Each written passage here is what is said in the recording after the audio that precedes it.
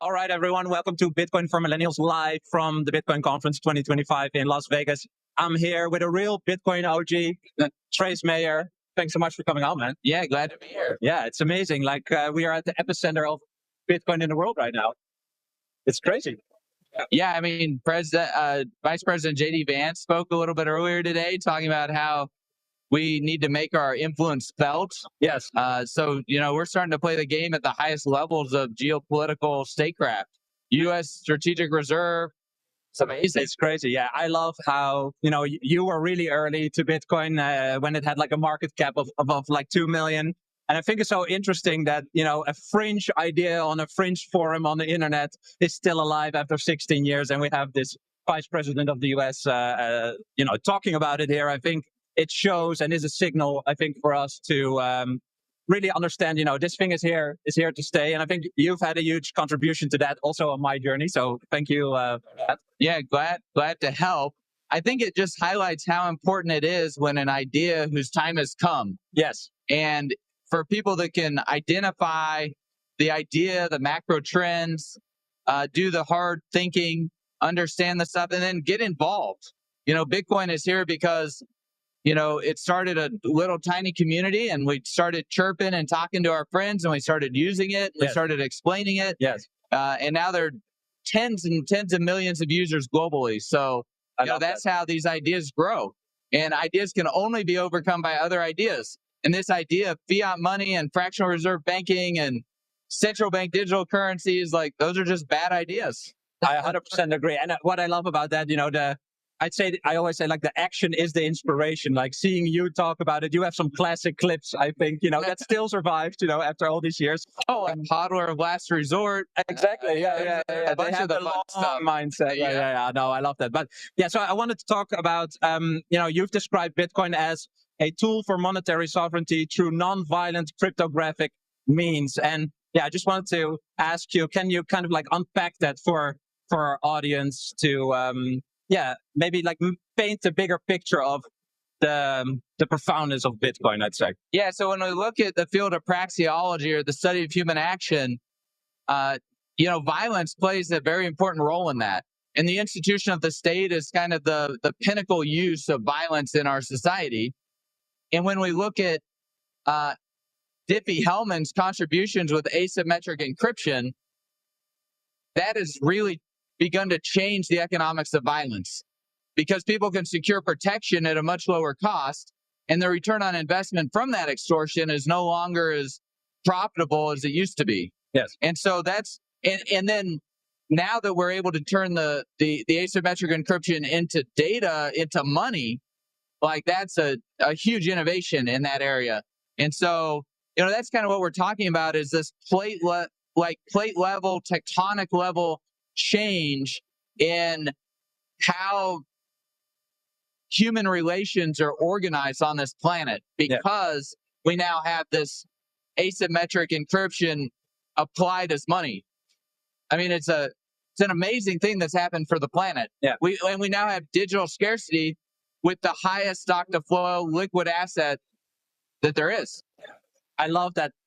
For me, this is the concept of why it's so foundational, but I think it's also why it's quite hard to understand the profoundness of it in a sense, right? Like many people have to challenge current mental models that they grew up with, obviously. And not just them, but, it's 10,000 years of this hierarchical, violence-based way of organizing society.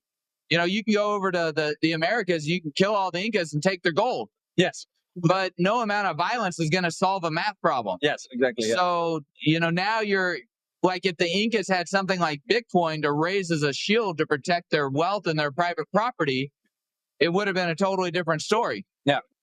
So what do you think is the main mental challenge that people are struggling with before they can kind of grasp Bitcoin? Does that have to do with this topic? Or is there something else? I think there's probably a whole lot to it. Everybody's got different preferences. They grow up in a different household. They get different education. And our love is our life itself. So what we primarily desire is going to determine what we study and what to learn about and think about. Yes. And so Bitcoin is a highly complex, multidisciplinary subject. And so you have to really want to put in the work to learn and understand it. Yes. And, some people want to watch Netflix or they want to, do something else. And all of these, like second by second, hour by hour, month by month, we make choices and we go from where we were to where we are. And so we're always constantly making these trades with our future self. Mm-hmm. And so, if you don't understand Bitcoin, it's probably because you haven't studied it. And the reason you haven't studied it is because you don't have preferences in that area for whatever reason. Yeah. And so you haven't developed that human capital. You haven't made those trades with your future self. Yeah. I had to make huge trades with my future self. Yeah. And it required discipline and sacrifice and trade-offs and opportunity cost, because I'd be reading Austrian economics books instead of being at the beach or something. That's exactly. I mean, it's true. But that's how you develop. Mm-hmm. That's how you develop yourself as a person. You have to put in the work. It's a proof of work. Literally. Literally. I think that's so profound in that sense, right? Like when you get over that hump and you see that actually doing the work is beneficial to, your individual life, and you start also seeing, that's why I also think, Bitcoin is kind of like a mirror. Like you see the people that have adopted Bitcoin, they are more positive, right? And they have a positive outlook towards the future. They are builders and not consumers, And here would be an example. Like personally, I don't drink alcohol. Never have. Because I don't find anything redeeming in it. And it just causes like physical problems and interferes with your sleep. And if you don't get good sleep, like how does your brain function well? Mm-hmm. How does your body function well? We want to have a good functioning body so that our brain functions well, so that we can apply it to things and hopefully be of greater usefulness and service to others and to ourselves. And so, a lot of my friends, when I was in my 20s, they'd go out and they'd drink a bunch of alcohol and then they'd have a hangover. If you're spending $25 on a drink and you could have bought 1 or 2 Bitcoins instead, man, that's a huge trade that you just made with your future self. Yeah. Well, and even when people start studying, right, you have like this topic of intellectual humility. I mean, you have degrees in accounting and law, so very traditional, right? But yet you too had to go through that loop and like that journey to learn about it, even in the very early stages where we didn't really have like all the education and the podcasts and stuff like that. Well, and I put together all of that education on my own. Yes. Searching in areas that were very obfuscated and hidden before Bitcoin even came out. Yeah, crazy. Right? You think we can help people kind of like get to that point? Do you think it's more about really feeling, the practical problems in their life and not understanding, why is everything, for example, becoming more expensive? Or like, are there any ways that we could, push people a little bit more towards that direction to take that agency and be curious and have that humility? I mean, people have to be curious on their own. Yeah. Me personally, I would, I like to study the polymaths. Mm-hmm. So Isaac Newton, who developed the gold standard. Most people don't know that. Copernicus wrote treatises on interest. Yeah. Goethe, probably one of the most brilliant minds in human history. Faust Part 2, he talks all about the negative consequences to society when you corrupt the monetary system. And then Mises and Rothbard when it comes to human action. And then very few people have studied Emanuel Swedenborg's writings, at least in our current generation. And there are unbelievable secrets and treasures to be found in his writings that help us understand why humans do what they do, how we organize everything, society, and within ourselves, and then also the role that sound money plays in everything. He helped write a paper on inflation, 1722. He gave it to the royal court in Sweden because he was in the royal court as the master of the mines to help fix their monetary system. And in that paper, he said that this has to do with the very highest things which we are entrusted. Yes. So in the political plane, the money is it's the very highest thing because it's half of all the transactions. Yes. Bitcoin custody is evolving, and OnRamp is leading this change with multi-institution custody, eliminating single points of failure. Instead of relying on one institution, OnRamp secures your Bitcoin in a cold storage multi-sig vault backed by 3 independent custodians, where no single party can move your funds alone, providing an unprecedented level of security. Your assets are protected by a 100 million Lloyd's of London insurance policy, with all transactions fully auditable on-chain and only executed at your direction. This means complete transparency and control over your assets at all time. Beyond custody, OnRamp provides comprehensive Bitcoin services that include trading, lending, inheritance planning, and IRAs. You can view them as your private Bitcoin banking partner tailored to your wealth preservation goals. Whether you're new to Bitcoin or an experienced holder, OnRamp's approach helps you secure your generational wealth with unmatched security and peace of mind. You can sign up at onrampbitcoin.com and use code BRAM, that's BRAM, to receive $150 in Bitcoin after your first deposit. If you first want to learn more, you can also book a free consultation via their website to speak with one of their Bitcoin custody experts. Tell them you came through me, and they'll take extra good care of you.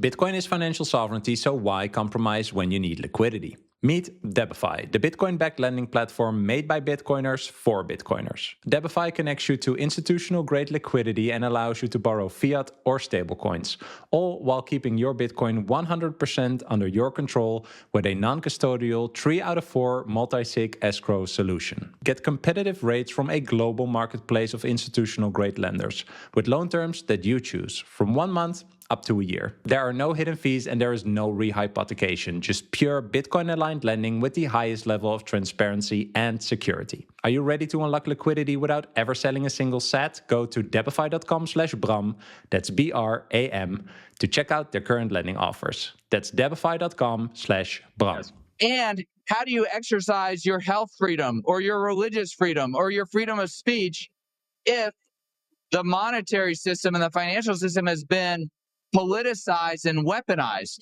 through things like Operation Choke Point? So it's just absolutely critical to understand money, and yet nobody really does, and nobody's really even studied it. Yeah. Or, when I started talking about gold, because I came to Bitcoin as a monetary sovereignty maximalist, coming from gold. My blog was Run to Gold, started it in January 2008, so before Bitcoin existed.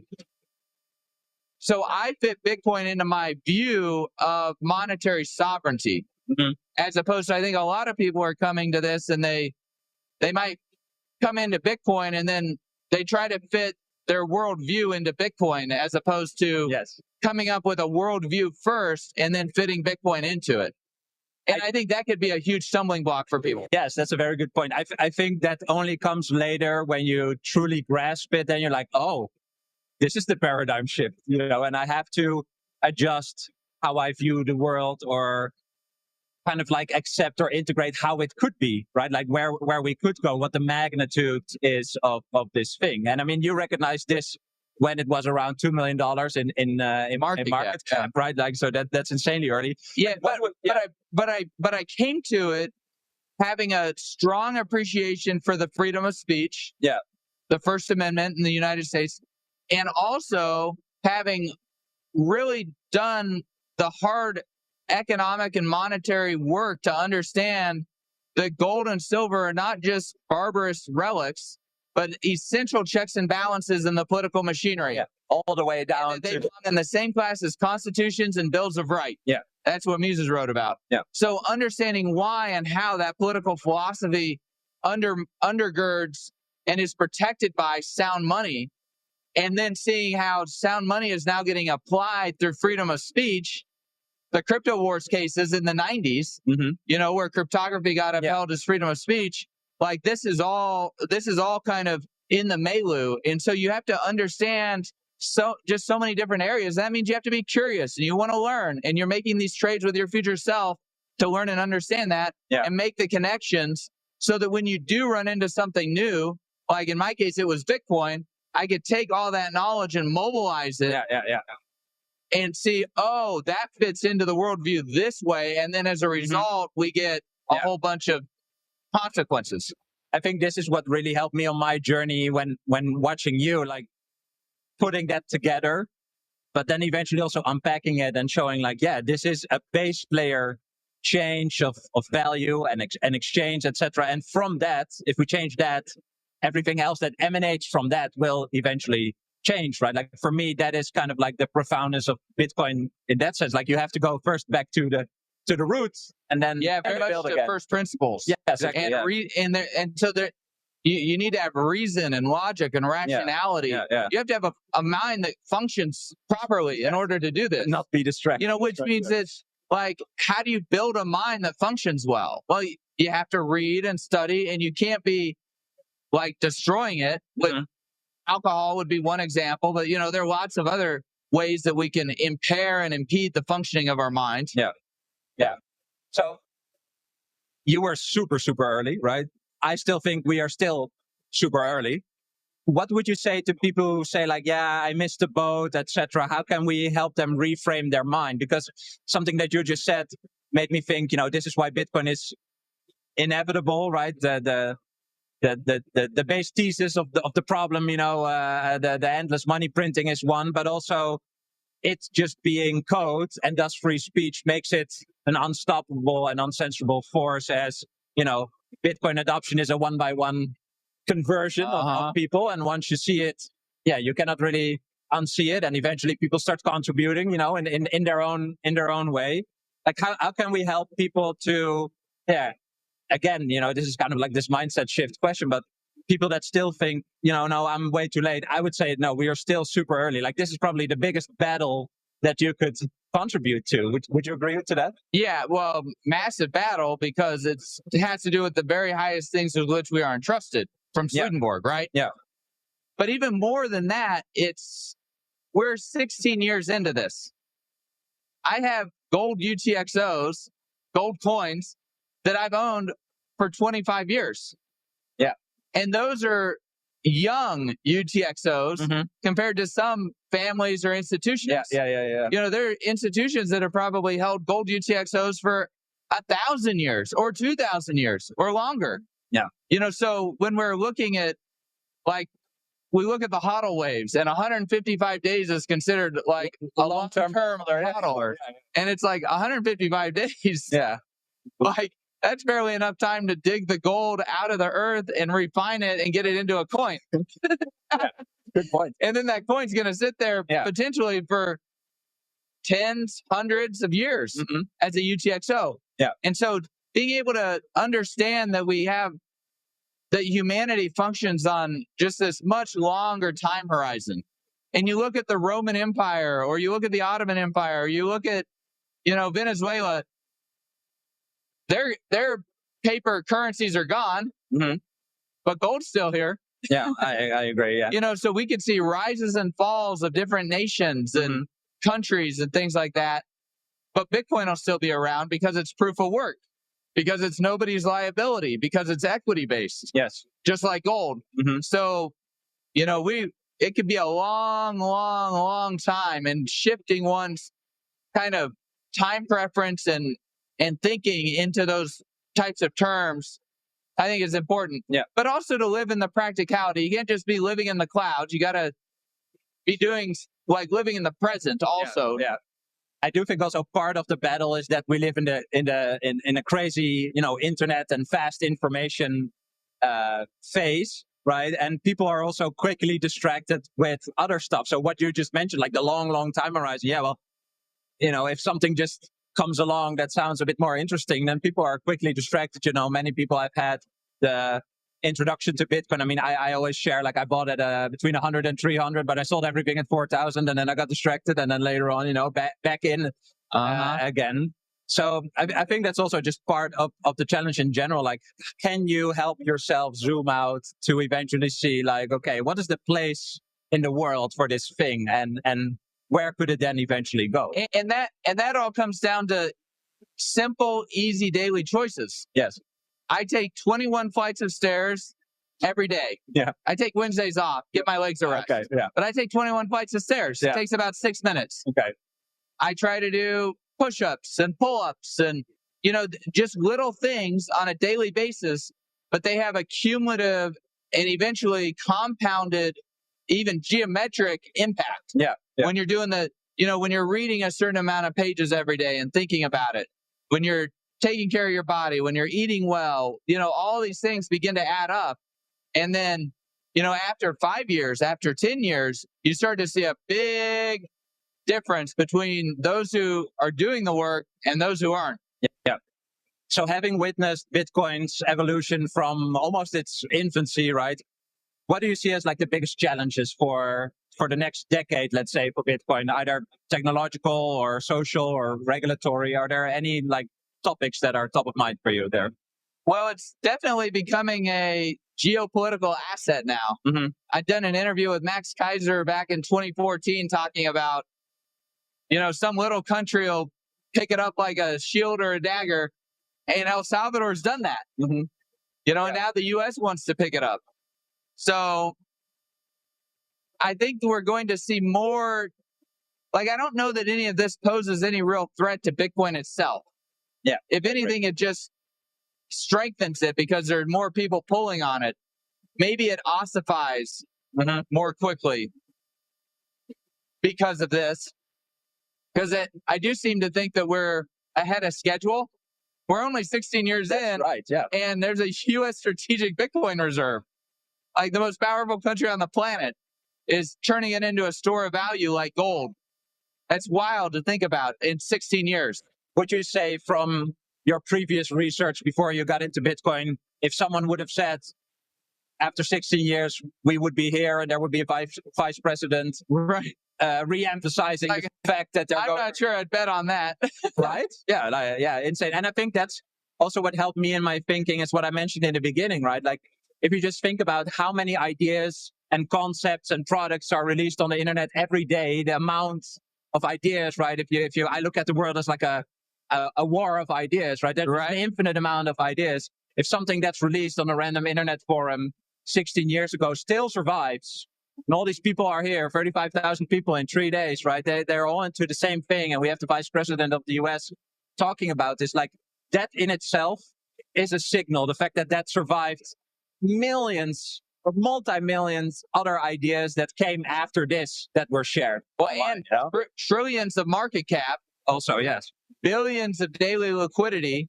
ETFs, most successful ETF in history. Yeah. It's like $73 billion in it after 1 year. And now you see the outflows of gold ETF and the inflows of outflows. Yeah. So, I mean, it's really an amazing idea whose time has come. 100%. I think the planet wants like monetary sovereignty. Yes. And it's voting on that, both with gold and with Bitcoin. Yeah. So you've remained deeply bullish over all these years. What is for you the fundamental force that gives you the confidence that Bitcoin will eventually be, the global money that we think? Well, for me, I suppose it's just a general influx of understanding and perhaps knowledge and intelligence and wisdom that helps like cement in my mind the conviction that you're talking about. Yeah. Just like if our mind is like a garden, because I prepared my mind and the soil a particular way, I have these gigantic trees of deep knowledge and understanding of, that go into the monetary sovereignty and the economics. And so that's where, my mind is I cultivated it in a particular way to hopefully understand and see things clearly and see this clearly, as opposed to reading into it some type of false idea that's a result of, distortion in my own mind. I think this is also why it is a slow path. It's an inevitable path, but it's slow, right? In order for people to just individually go through this process in a sense of being confronted with all their preconceptions and assumptions, and then realizing like, hey, how I'm viewing the world or this financial system, for example, is not really working for my individual life. Trying to do something about that is not like a one-day switch in that sense, right? Like, it takes pain also, I think, along the way to just realize I mean, when I look at like an old tweet of myself from like 2013, I say something like, Bitcoin is a synthesized digital commodity that you can trade with anyone worldwide 24/7, 365. And when I read that now, I'm like, damn, like I got it, but I didn't get it. You know what I mean? So, well, it was a little tree. Exactly. And as you go through time, trees grow slowly. Yes. And the vegetation, it starts as grasses. Maybe you get a shrub or two. Yeah. Eventually you get a tree. And if you fertilize the tree and you prune the tree and you cultivate the tree, like eventually that tree could be gigantic. Yes. It could be a giant sequoia or a redwood, like in your mind in terms of conviction and understanding. And that's really what hodlers of last resort need to have in order to like see it through, because there's all types of ups and downs and market gyrations and then distractions. We want to, buy this or do that, and do you want to make that trade with your future self? Where do you get the conviction to and so, cultivating that garden of the mind is just incredibly important in my opinion, because you might have gotten introduced to Bitcoin 10 or 15 years ago. You might have even had it explained to you as clear as could be. Yes. But if you didn't have the proper type of environment in your mind and in your psyche, even if you did buy it or it was given to you, you probably would have sold it or lost it. If you want to self-custody your Bitcoin stack, I recommend the Blockstream Jade Plus.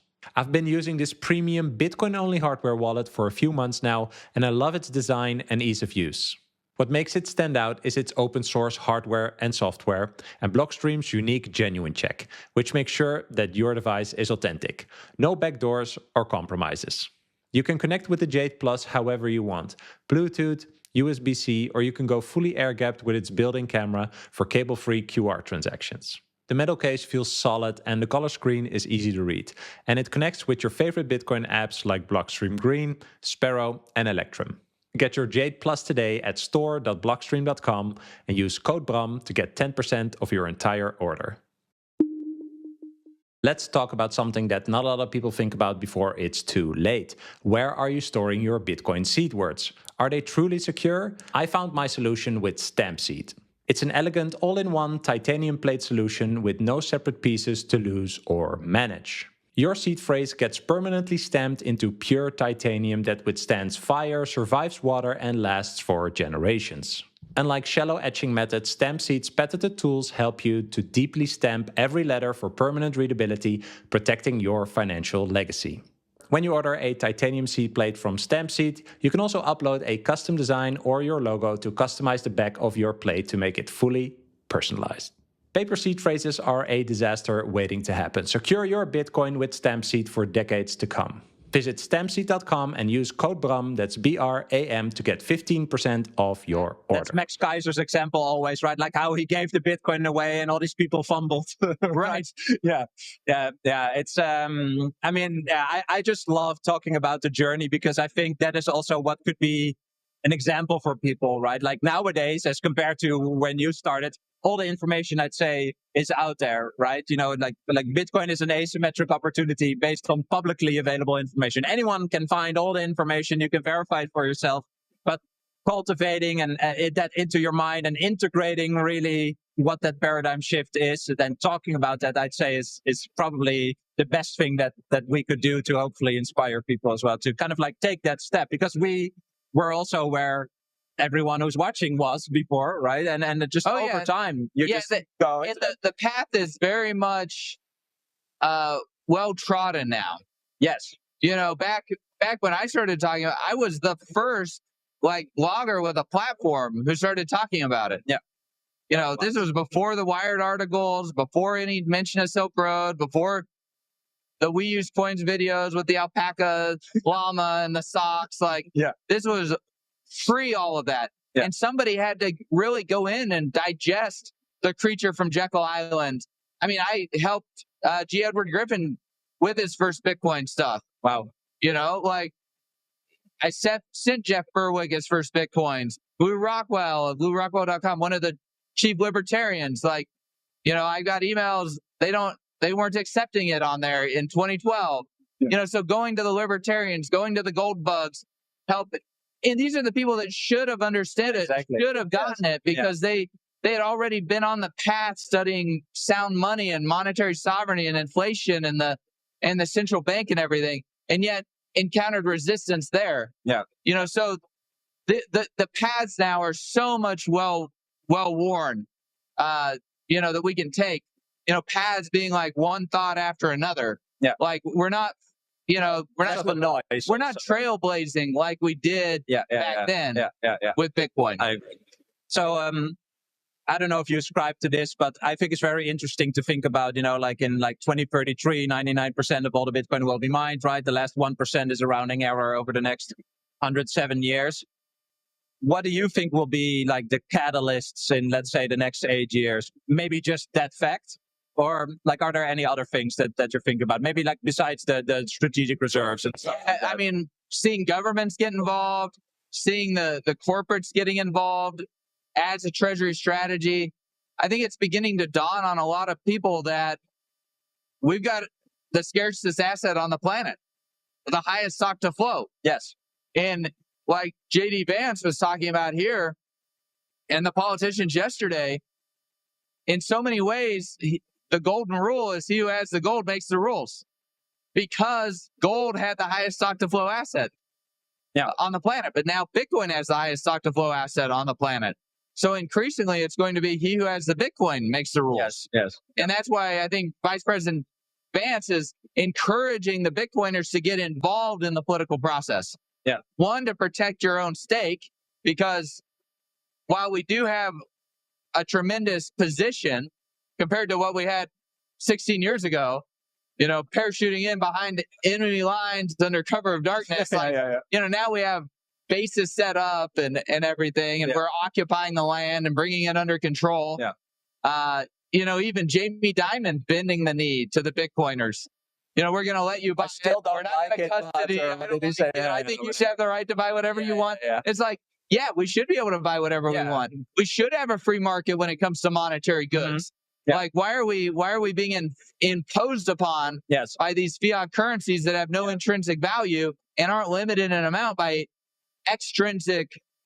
only limited amount by extrinsic things like counterfeiting laws, but not by intrinsic characteristics like chemical law with gold or mathematics and thermodynamics with Bitcoin. Like, we should have a free market in money. Yeah. And then when people like you, Jamie Dimon, make the wrong choice, you get a loss.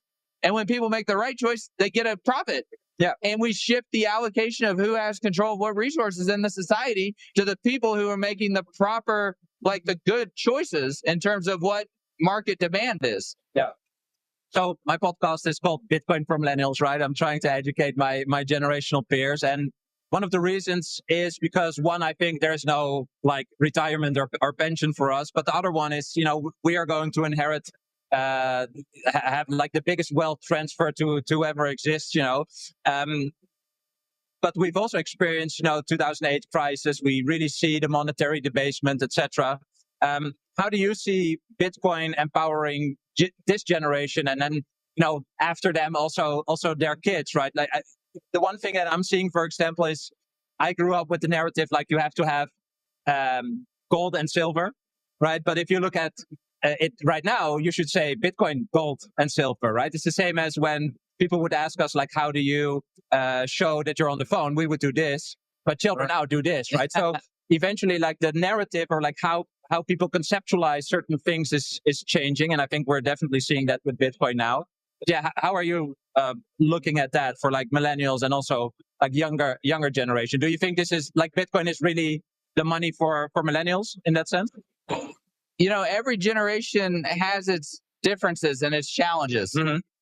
But as humans, we go through the same process, and we have a triune between our purpose, our means, and the result or the action. Yeah. And so if we get the purpose right, the purpose being, I want monetary sovereignty, I want financial independence and stability, that might be the purpose, then the means will change. Yeah.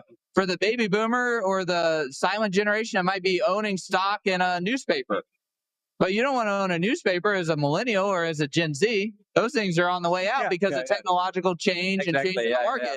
So the means, those can be very malleable and change.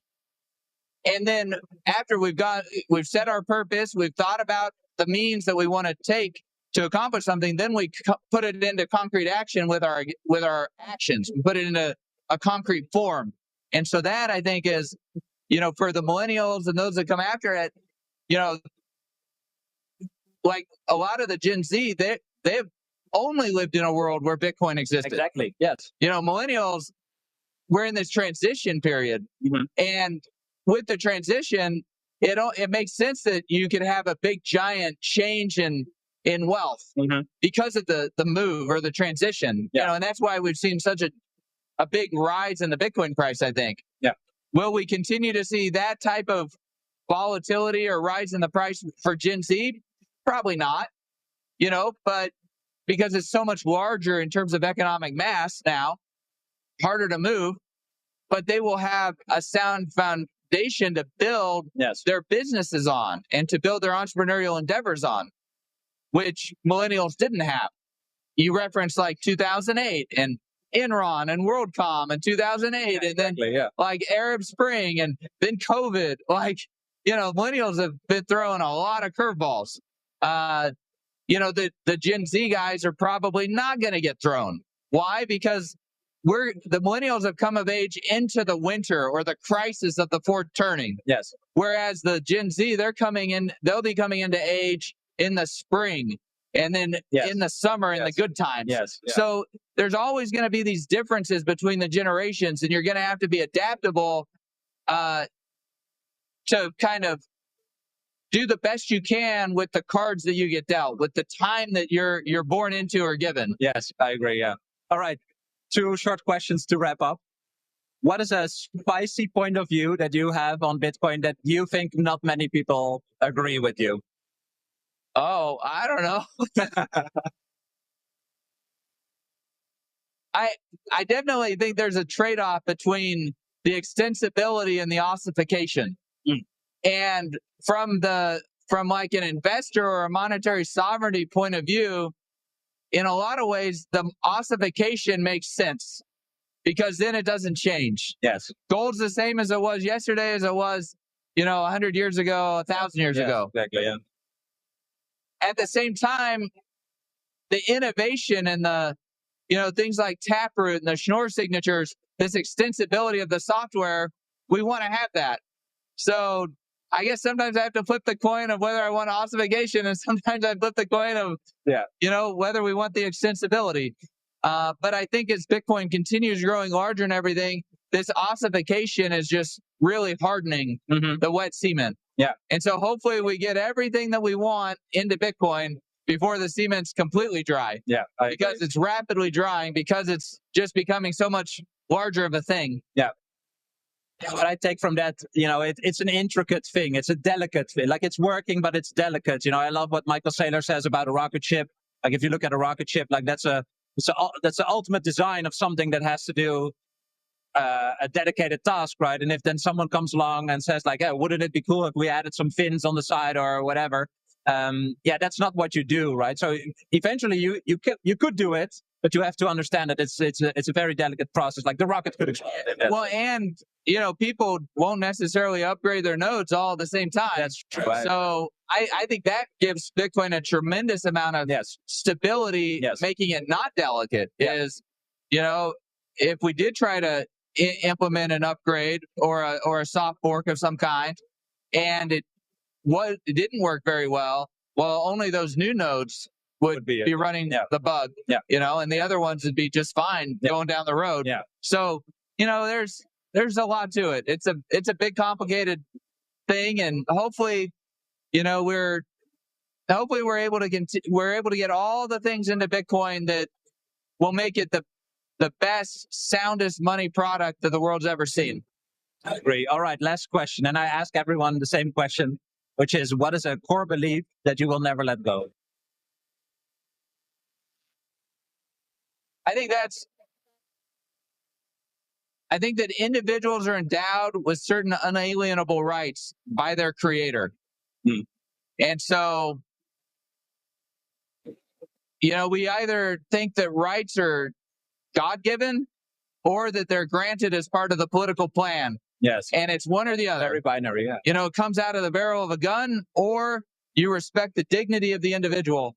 And so for me, I respect the dignity of the individual, that their rights are granted, that they flow as their inheritance as children of God.